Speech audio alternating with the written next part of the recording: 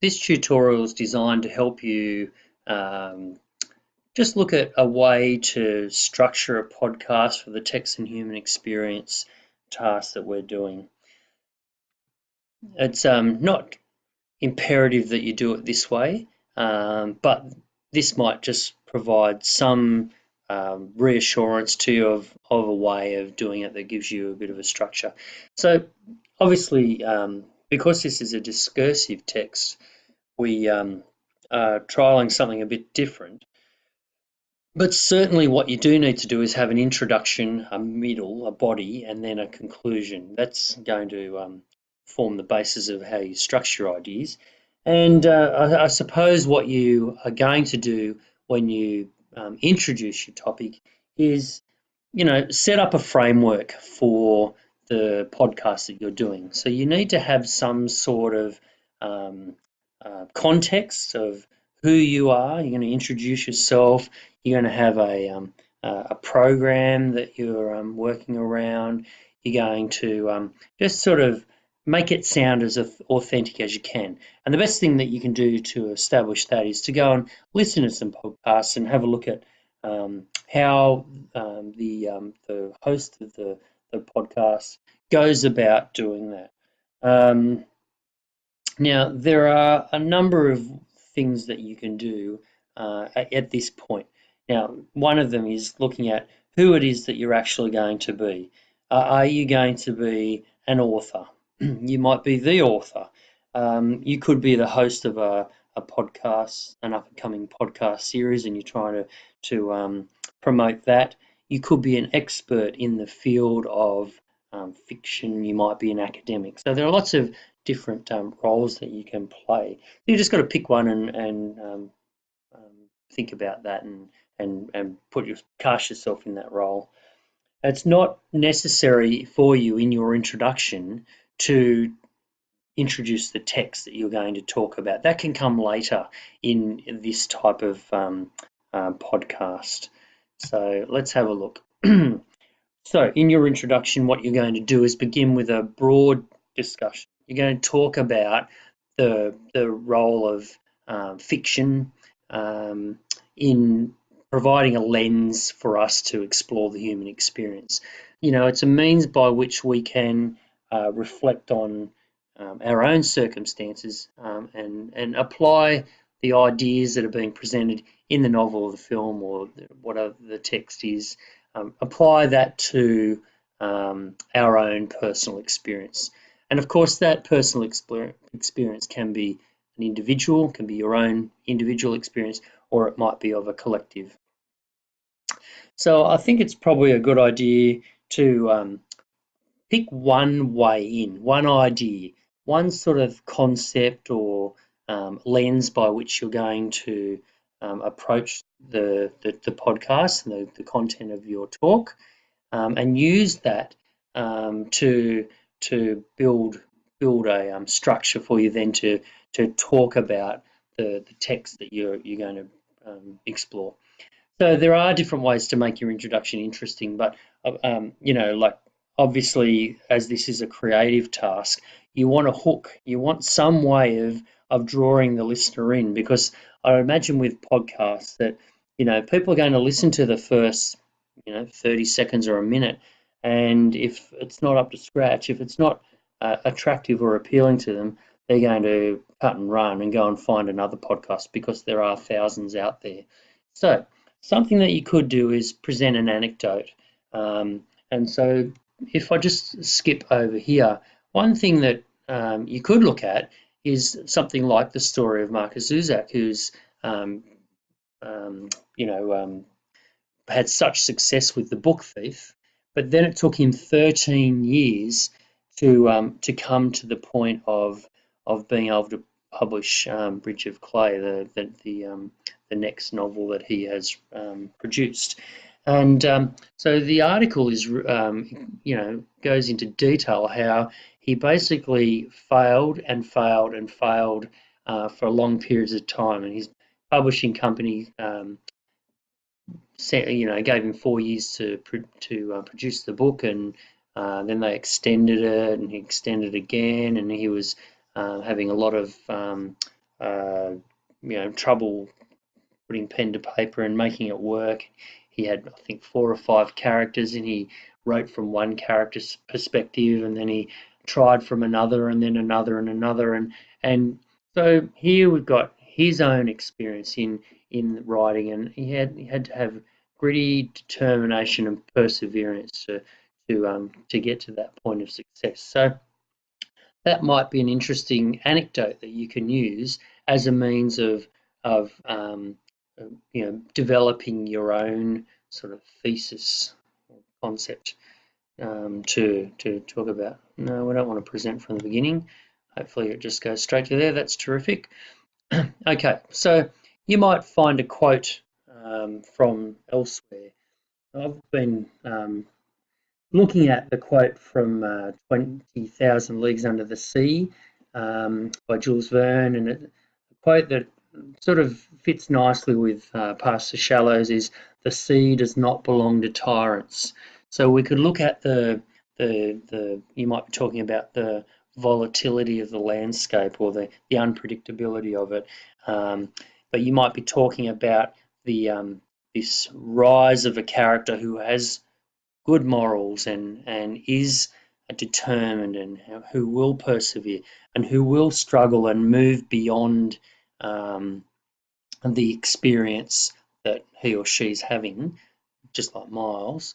And this might be a way in which you can develop a story and a narrative to explore the concept that you want to look at. So you might be talking about survival, and that might be a nice way to look at that, and that will give you a good way into the novel. Okay, now what are some of the things you could talk about? So I've just framed a lot of questions for you. What is the role of fiction in our lives? So you could look at that and explore that, come up with an idea and run with that and then support it. What does fiction do? I mean, what is its purpose? What does it seek to do, and what does it achieve? The third one, of what relevance is fiction in the shaping of our identities and our beliefs? How does fiction allow us to react individually and collectively?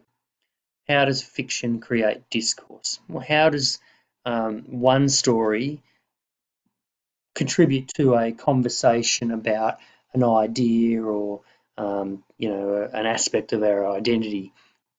How is one story connected to another story that's connected to another story? Is that possible? And what does that tell us about our own human? No, get rid of the word human. Our own experiences in life, and now what we're struggling for, and are the concerns that we have similar to concerns that have been apparent in times past? Also, we could say, if fiction is abstract, it's not real, how does it relate to the real world? What is the benefit of exploring a story in the abstract, or an experience in a fictional realm? How does that help us in the real world? The next one, is fiction really escapism, or does it reflect reality? What's the purpose of fiction? What do storytellers want from you? And how do they get you to react?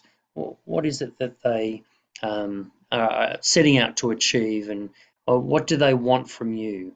What is it that they're aiming to get you to do? Do they simply want you to experience the story and say, "Oh, that was really nice," or are they hoping that you might think beyond the ending of the story and have that resonate with you for a while? Maybe it will help shape your ideas and your attitudes towards particular things in the world. Maybe it might help define your character, might confirm some of the beliefs that you have. And whatever you pick, that will form your thesis. So you want a broad statement about the role of fiction. Really what we're doing is we're building on what we were talking about in Year 11 during our comparative study, where we were talking about the power of fiction shape our identity, that type of thing. And that's evident in the quote in blue, or the statement. Okay. So now we'll move into the body. And in the body of our podcast, what we want to do is we'll begin to introduce past the shallows. We know that we're going to have a little bit more emphasis, a bit more of an imbalance towards the ideas in past the shallows. So something like a 70-30% split, roughly. It doesn't have to be perfect, but we're looking at about that sort of breakdown. And we want to use the idea that we've introduced and have a nice seamless connection to what the novel is saying about the human experience. From there, you'll work your way through a few examples, a few things that you want to talk about, and you'll detail this through looking at how Fable Parrot is constructing the novel. What is it that she's done? And so I've put some techniques that are evident in the novel, the imagery, symbolism, how it's focalized from the perspective of the boys, even though it's told in third person omniscient narration. The narrative structure we know is linear, but memory is used to provide these little flashbacks that reveal the growing truth and understanding of what's happened in the past, and that past is then able to inform the present. We can look at the use of the prologue from the French explorer coming past Tasmania, and what really that tells us about the landscape. We can look at the significance of the title and what it is that Parrot is suggesting through the title, and how it's used at the end of the novel to convey a positive message. There are strong contrasts in the novel as well, so you might look at how contrast is used through that. And of course, what you're going to do along the way as you're talking about particular aspects of the novel is you're going to respond personally to it. What did you think or feel at those particular points, and what impressed you? Those type of things, like that, they'll give you the opportunity to have a real personal voice present. Okay, all the time though, you want to focus on that thesis, the main idea, that you want to keep that central, and you certainly want to focus on talking about what Fable Parrot is saying in her novel. What is it that she is, as the novelist, is wanting you to do? What she want you to think about? Rather than you getting stuck inside the novel and describing what's happening, we want you to step outside of the text. And I've got an example here. What sounds better? Parrot explores the impact of the isolated environment on Miles's upbringing, or does it sound better to say the town is very isolated and Miles is often left on his own? And of course, we know that the first example is much better, and it's going to lead to a better exploration, because you're using the content of the story just to support what you're saying about what Fable Parrot's presenting about the human experience. So we want to provide examples of how she's constructed her message, repeating from the last slide. Because it's a discursive text, we sort of really discourage you from using a TDE or the teal or all those things. I'm not saying don't use it. If you feel comfortable doing that, go right ahead. But you have the freedom, because this is a conversational script, that you want to do it in a more authentic way. So you'd be talking about how Parrot employs metaphors in the novel which are really rich and really add a lot to it. And he uses this example of this tree that still had a scar, and what it does is it captures that intensity of the uncertainty of the boys and that growing pain caused by the car crash that slowly unfolds as Miles processes his memories. And the evocative nature of the the telling of all these little things, like when he discovers the the car, and he puts his hand down in the leather seat there and pulls out the shark's tooth. It's all those sort of things that are going to provide you with a really authentic discussion about the novel that is sort of like the book club, First Monday Book Club um, program that we looked at, more so than writing an essay. That's certainly, we want to move away from that idea that this is an essay and really get into talking in a really comfortable and thoughtful way. And of course, you're allowed to meander from things to things, but you want to be always coming back to and keeping what you're saying relevant to the main idea that you're trying to present, that main thesis, your main point that you're going to weave all the way through. Okay, once you've done that, then you're going to have to make some way a little linking statement.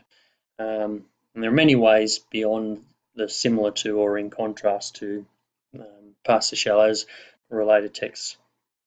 Explores the same notion, or it might be a completely different notion about the human experience.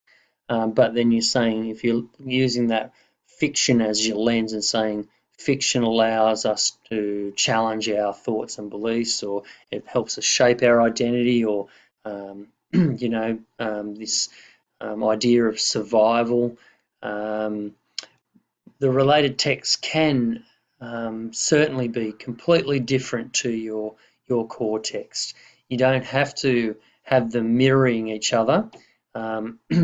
What you want to do is you want to explore that, and if it is a different text like a film, you want to show how the form is used. So you might be saying that wonderful moment in the film where light is used to illuminate the central character, and sound, and you might talk about the camera angles, and there might be voiceover, and there are all these things that you can use to discuss how the idea is presented.